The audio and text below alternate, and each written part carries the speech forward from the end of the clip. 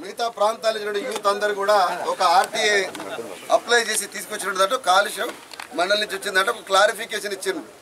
దాంట్లో ఇచ్చినటువంటి fluorides, chlorides, క్షార శాతము, సస్పెండెడ్ పార్టికల్స్ చిన్న విషయాలు. అన్నిటికంటే ముఖ్యంగా ఏమిటంటే అది విడుదల చేసినటువంటి కాంపౌండ్స్ అవి భూమిలో ఉండేటువంటి రకరకాల వస్తువులతోటి మళ్ళీ ఇంకొక రసాయనిక చర్య ద్వారా ఏమి జరుగుతాయి, ఎన్ని కాంపౌండ్స్ ఏర్పడతాయి అనేది ఇప్పటికీ శాస్త్ర జ్ఞానానికి తెలియనటువంటి విషయం. అందుకోసమే కన్సీల్మెంట్ ఎక్కడైతే ఫ్యాక్టరీ తయారవుతుందో తయారైన దగ్గర నుంచి ఇంకొక ఏరియాకు ఎక్కడికి పోకుండా పర్మనెంట్గా సీలింగ్ ఆఫ్ చేయాలి. కానీ ఇలా 108 వాహనాలన్నా రోడ్ల మీద ఎప్పుడు తిరగవు. కానీ ఈ కెమికల్ కంపెనీలకు సంబంధించిన ట్యాంకర్లు మాత్రం గిర్ర తిరుగుకుండా మన ముందరనే రోడ్డు మీద కూర్చుంటాం. చూస్తున్నాం, మనం చూసినాం. మనందరం కూడా సిగ్గుపడాలి. మన కళ్ళ ముందర ఇంత అరాచకం చేస్తూ ఉంటే ఒక కంపెనీ దౌర్జన్యంగా ఈ రాజకీయ వ్యవస్థలు మనం ఎందుకు మనం ప్రశ్నించుకోవాలి ఇవాళ. ఎందుకంటే ఒక దగ్గర మనం రోడ్డు మీద ఒకటి మూత్రం పోసిపోతే అరే బుద్ధి లేదురా గాడిద ఇంతమంది కూతురు దగ్గర చేసిన ఈగలు పడుతున్నాయి కదా అని అంటాము. అట్లాంటిది ఒక కంపెనీ అత్యంత ప్రమాదకరమైనది రోడ్డు మీద పోసుకొని ముందు మనం చూసినాం. ఇవాళ జవాబుదారీగా మనము మన ప్రజాప్రతినిధిగా కేవలం చౌటు పలుపు కోసమే కాదు, మనకు అంది వచ్చిన అవకాశం ఏంటంటే మనం చేసే యుద్ధం బలంగా ఉంటే తెలంగాణ మొత్తానికి అదొక సాధికారకమైన ఉదాహరణ అవుతుంది.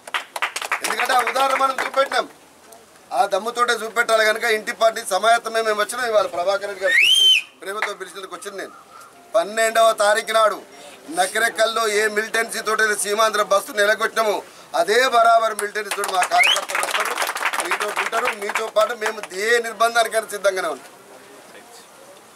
కేవలం అధికారం లేము కాబట్టి ప్రతిపక్షాలు ఉన్నాం కాబట్టి అని చెప్పడం కోసం అంటంలే.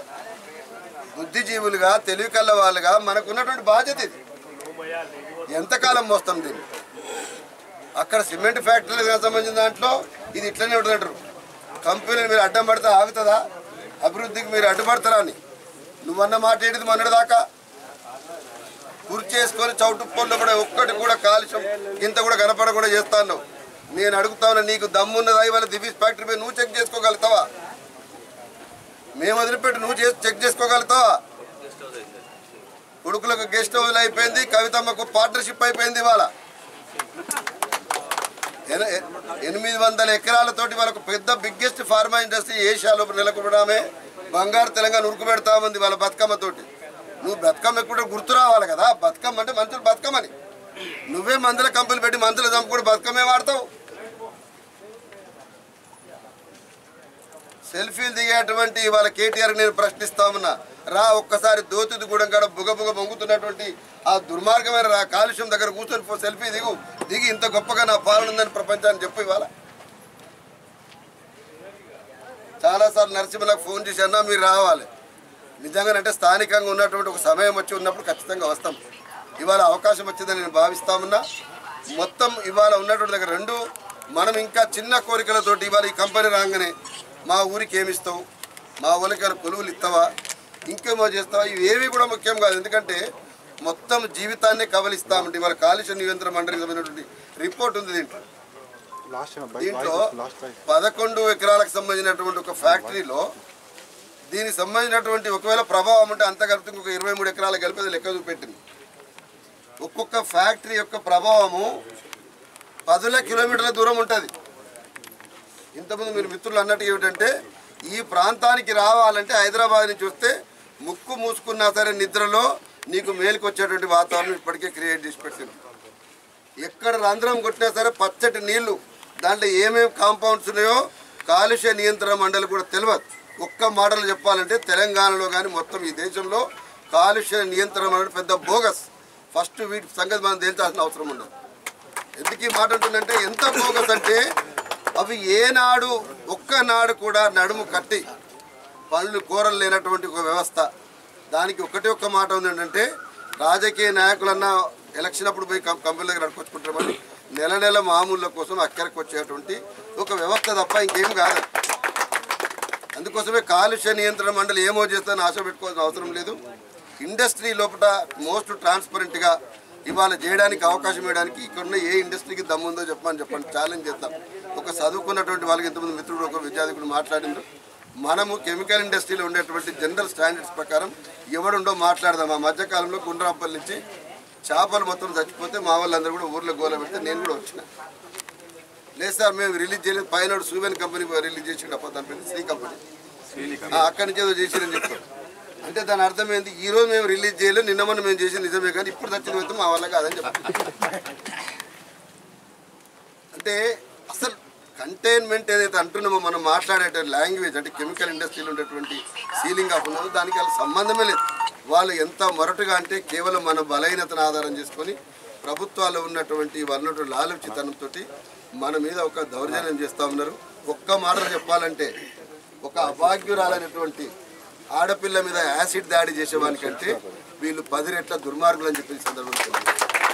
ఎందుకంటే వాడు ఒక్క ముఖం మీద పోచిండేమో కానీ లక్షల మంది ప్రజల ముఖం మీద పోతున్నాడు కదా, జీవితాల మీద పోస్తున్నాడు, గోవుల మీద పోస్తున్నాడు, పౌల్ట్రీ మీద పోస్తున్నాడు. ఇంత దుర్మార్గమైన దాన్ని ఆపడం కోసము ఇవాళ మనం చేసే ప్రయత్నం నిజంగానే మిలిటెంట్గా మిత్రులకు భూపాలుడు ఒక మిత్రుడు అంటామండి బాధపడుతూ. గతంలో ఏం జరిగిందో కానీ ఇప్పుడు మాత్రం నిజాయితీగా అందరం కలిసి స్టాండ్ అయ్యి కొట్లాడగలిగి నిలదొక్కోగలిగితే మనందరికీ ఇది ఒక అసెట్ అవుతుంది. బహుశా మిగతా రాష్ట్రానికి కూడా ఒక రోల్ మోడల్ కావాలి. అట్లాంటి పాత నల్గొండ జిల్లా నుంచి ఒక చరిత్ర సృష్టించడం కనుక రేపటి కూడా ఈ కొత్త జిల్లాలో యాదాద్రిలో నిజంగానే దేవుడు కూడా వల్లడు కదా ఈ నీళ్ళని కాలుష్యాన్ని. నేను ఒక మాట అడుగుతాను, యాదాద్రి పేరు వచ్చింది కాబట్టి చెప్తున్నా. నువ్వు 100 కోట్లతోటో 1000 కోట్లతోటో కొండ మీద నువ్వు అన్ని నక్షీలు చెప్తున్నావు కదా, మరి మేమందరం చస్తామంటే రోగాలతో పోతామంటే యాదగిరి నరసింహస్వామి మెచ్చుకుంటాడు అని చెప్పి నేను కేసీఆర్ని అడుగుతాము. అందుకోసమని ఆయనకు ఏ ఆధ్యాత్మికత లేదు, ఏ సెంటిమెంట్ లేదు, అన్ని బోగస్, కేవలం పైసలు మాత్రమే వాళ్ళ కనపడుతున్నటువంటి పాలన కొనసాగుతూ ఉంది. దీనికి వ్యతిరేకంగా పోరాడవలసిన బాధ్యత మన మీదనే ఉన్నది. గ్రామాల్లో చాటింపు వేసి పెద్ద ఎత్తున కూడా వద్దాం. నేను ఆ రోజు మిత్రుడు ప్రభాకర్ గారు మిగతా మిత్రులు అందరూ కూడా కలిసి మనం ఎట్లా కోఆర్డినేట్ చేసుకుంటే ఏ టైం అయినా మా వైపు నుంచి మా పార్టీగానే అనుకోండి, వ్యక్తులు అనుకోండి, ఏ టైం అయినా వచ్చి మీతో కోఆపరేట్ చేయడానికి సిద్ధంగా మనం తెలియజేస్తాం. విజయవంతం కావాలంటే ఇప్పటికైనా మిగతాది కేవలం యజోల కోసం పరిమితమే కాకుండా ఇప్పటికే దివీస్ కానీ మిగతా ఉన్నటువంటి 100 కంపెనీలు ఏవైతున్నాయో ఈ కంపెనీలకు సంబంధించినటువంటి దాని మీద ముందు ఒక సీరియస్గా ఈ ప్రభుత్వం నుంచి ఏం చేస్తారో చేయమనాలి. మీరు అందరూ కోరుకున్నట్టుగా మరి ముచ్చర్లని నువ్వు కంపెనీ పెట్టుకునే ఏర్పాటు ఉంటే కొత్తగా ఈ కంపెనీ అవసరం వచ్చింది. చాలా బేసిక్ క్వశ్చన్. ముచ్చర్లని ఏర్పాటు చేసుకుంటే అంత కొంపలారేది ఏమున్నది, చాలా కంపెనీలు ఉన్నాయి. అన్నిటికంటే ముఖ్యంగా హెట్రోకి సంబంధించినటువంటి బోలెడ్ ప్లేసుల్లో కూడా వాళ్ళు చేసుకోవచ్చును. కేవలం ఇక్కడ ఏ రెసిస్టెన్స్ లేదు కాబట్టి ఒక ప్రయత్నం చేద్దామని అనుకుంటా ఉన్నారు. దాని పురిటిలోనే ఆపవలసిన బాధ్యత మన మీద అని చెప్పి సందర్భంగా తెలియజేస్తూ ముగిస్తాం. వ్యతిరేకిద్దాం ప్రజల